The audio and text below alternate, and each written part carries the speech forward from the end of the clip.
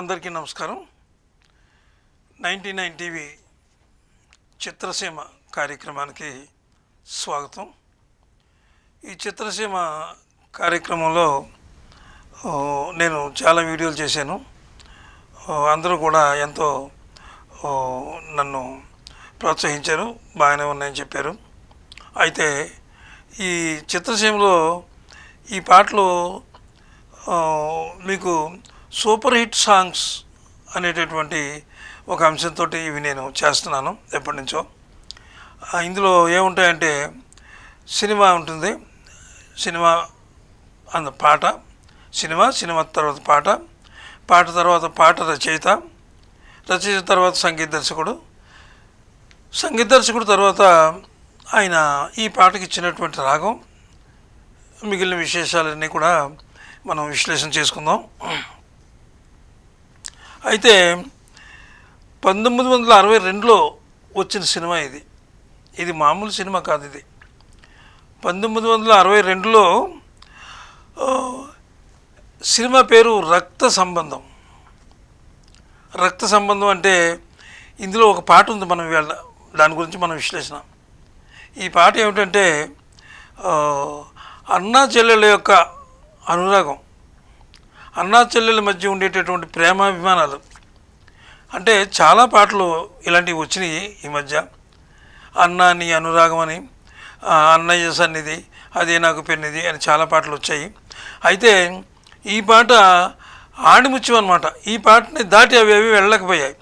అంత అద్భుతమైనటువంటి పాట ఇది. అందులో విశ్వవిఖ్యాత నట సార్వభౌమ డాక్టర్ ఎన్టీ రామారావు గారు ఇందులో హీరోగా నటించారు. ఆ తర్వాత ఇక్కడ ఒక విషయం ఉంది. ఆయనకు చెల్లెల పాత్రలో సావిత్రి గారు నటించారు. సావిత్రి గారు అంటే ఈ హీరోయిన్లుగా నటించినటువంటి వారు వీళ్ళిద్దరూ చెల్లెలుగా నటించింది ఇందులో. దీనికి ఒక చిన్న విశ్లేషణ ఒకటి ఉంది.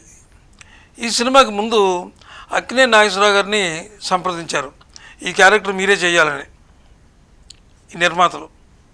అయితే అక్కినేని నాగేశ్వరరావు గారు తిరస్కరించడం ఇంకోలా కాదు. ఈ క్యారెక్టర్కి అయితే మరి నిజం చెప్పాలంటే ఎన్టీ రామారావు గారే దీనికి సరైనటువంటి అర్హుడైన, నేను ఇది చేస్తే అంత బాగుండదు అని ఆయన చెప్పేసిన తర్వాత ఎన్టీ రామారావు గారి దగ్గరికి వెళ్ళింది ఈ క్యారెక్టర్. వెళ్ళేటప్పటికి ఆయన ఓకే చేశారు, నేను చేస్తాను. ఇప్పుడు ఇక్కడ ఆర్టిస్టులు కానీ మేము ఒక దాంట్లో హీరోయిన్ గానిలో ఉంటాం, ఒక దాంట్లో అన్న చెల్లెలుగా ఉంటాం. అదేం లేదు, కథ బాగుంది, నాకు నచ్చింది, నేను చేస్తానని ఎన్టీ రామారావు గారు ఒప్పుకున్నారనమాట. అయితే ఎన్టీ రామారావు గారు, మహానటి సావిత్రి ఇందులో అపూర్వమైనటువంటి నటన, మామూలు అంటే నభూతో న భవిష్యతి, ఇంకెవరు చేయలేరు, వాళ్ళు తప్ప ఇంకెవరు చేయలేనటువంటి పాత్ర అనమాట ఇది. ఈ సినిమా కూడా ఆణిముత్యం.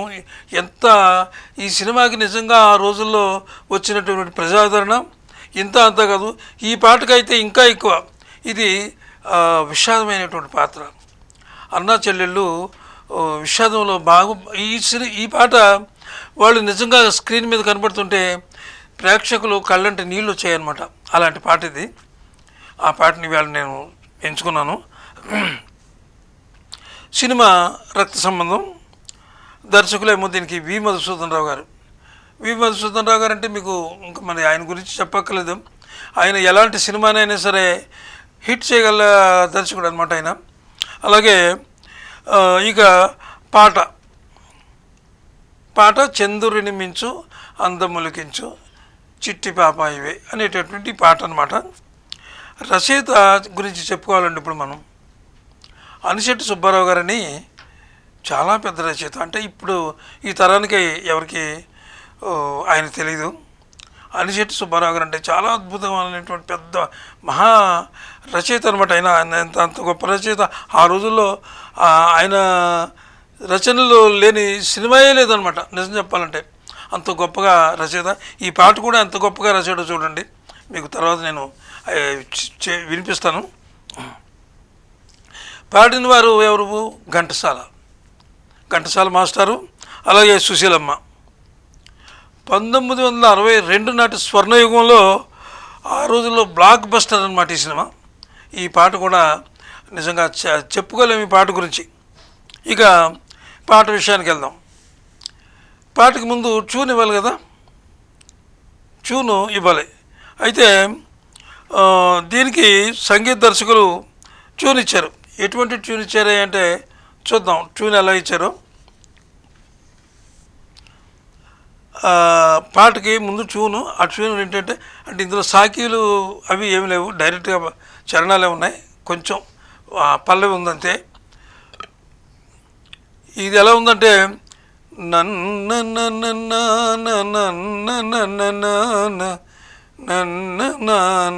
నిన్నే అనేది ట్యూన్ ఇచ్చారు. ఈ ట్యూన్ కండి అనిశెట్టి గారు అనుభవించి రాశారు. మరి లేకపోతే ఏ విధంగా రాశారో మహానుభావులైన, ఎంత టైం తీసుకుని రాశారు ఈ పాటని, అంత అద్భుతంగా ఈ పాట రాశారండి. మీకు అంటే నేను పాట వినిపిస్తాను. అంటే నేనేం సంగీత దర్శకుని కాదు, అలాగే రచయితనుగానే ఉన్నాను, కానీ నేను సింగర్ని కూడా కాదు. అంచేత నాకు వచ్చిన రీతిలో ఈ పాటను మీకు వినిపిస్తాను. అంటే గేయంగా చదివేసే కంటే పాట పరంగా చెప్తేనే కొంచెం ఉంటాయి. ఇందులో ఎక్కడైనా శృతి లయ కానీ లేకపోతే గమకాలు కానీ తప్పుకుంటే అన్యదా భావించవద్దు. ఈ పాట గురించి ఇప్పుడు చూద్దాం. చంద్రుని మించు అందములికించు చిట్టి పాపాయివే, చంద్రుని మించు అందములికించు చిట్టి పాపాయివే, నిన్ను కన్నవారింట కష్టముల నీడ కరిగిపోయేనులే, చంద్రుని మించు అందములికించు చిట్టి పాపాయివే, నిన్ను కన్నవారింట కష్టముల నీడ కరిగిపోయేనులే.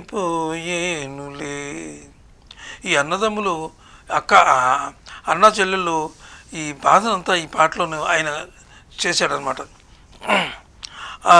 ఆమె అంటుంది, ఎందుకంటే ఆ చెల్లెలు అన్నగారు చిన్నప్పుడు తనని ఎత్తుకుని లాలించి బుజ్జగించి చేసినటువంటి ఒక చరణం ఇక్కడ ఆయన రాశారు.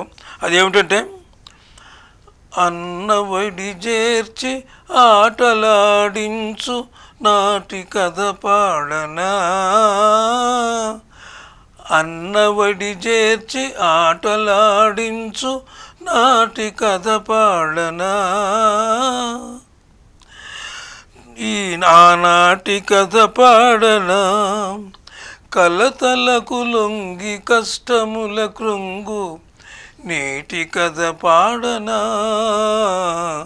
కన్నీటి కథ పాడనా, చంద్రుని మించు అందములికించు చిట్టి పాపాయివే, నిన్ను కన్నవారింట కష్టముల నీడ కరిగిపోయేనులే, కంటిలో పాప ఇంటికే జ్యోతి చెల్లిన ప్రాణమే, మము విధియ విడదీసే కలతలకు లొంగి, మము విధియ విడదీసే వెతలలో త్రోసే నీటి కథ పాడనా, కన్నీటి కథ పాడనా, కంటిలో పాప ఇంటికే జ్యోతి చెల్లిన ప్రాణమే, మము విధియ విడదీసే వెతలలో త్రోసే మిగిలిని శోకమే, మిగిలిని శోకమే, మనుషులను కలుపు మధుర బంధాలు మరిసిపోరాదులే. అంటే చెల్లి మళ్ళీ పాడుతుందన్నమాట. మనుషులను కలుపు మధుర బంధాలు మాసిపోరాదులే. వీరిద్దరు కూడా చంటి పిల్లల్ని ఎత్తుకుని పాడతారనమాట. ఇది చంటిపిల్లలు ఎట్టుకుని పాడింది. మనుషులను కలుపు మధుర బంధాలు మాసిపోరాదులే, పెరిగి నీవైన మామగారింటి మనువునే కోరుమా, బంధమే నిల్పుమా, మా బంధమే నిల్పుమా. మనుషులను కలుపు మధుర బంధాలు మాసిపోరాదులే, పెరిగి నీవైన మామగారింటి మనువునే కోరుమా, బంధమే నిల్పుమా, మా బంధమే నిల్పుమా. కాలమెదురైన గతులు వేరైన మమతలే మాయునా, కాలమెదురైన గతులు వేరైన మమతలే మారునా, పెరిగి నీవైన అత్తగారింటి కోడలిగా చేరుమా, పెరిగి నీవైన అత్తగారింటి కోడలిగా చేరుమా, బంధమే నిల్పుమా, మా బంధమే నిల్పుమా. దివిలు తారకలు భువిలు మానవులు, దివిలు తారకలు భువిలు మానవులు.